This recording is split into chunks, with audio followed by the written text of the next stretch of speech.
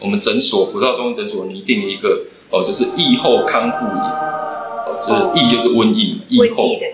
就是你感染之后要怎么样恢复，快一点恢复这个小茶饮嘛。我们可以采用西洋参啊、黄芪啊，然后五味子啊、麦门冬啊、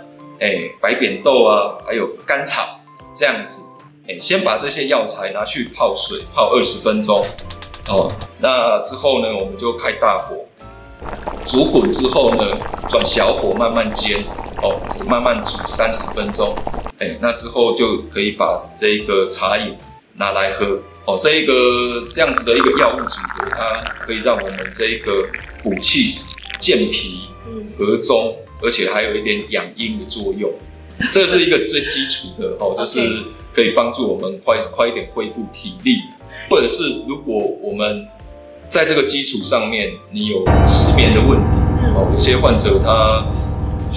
恢复期可能有点烦躁啊，睡眠不好啊，那我们也可以在这个基础方上面呢，再加一点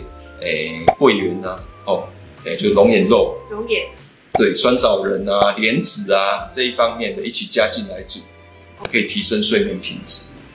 那如果像刚刚诗慧谈到，或那个观众在问有咳嗽的问题，加一点百合，加一点北杏仁，对，这个可以那一个润肺止咳的效果也很好。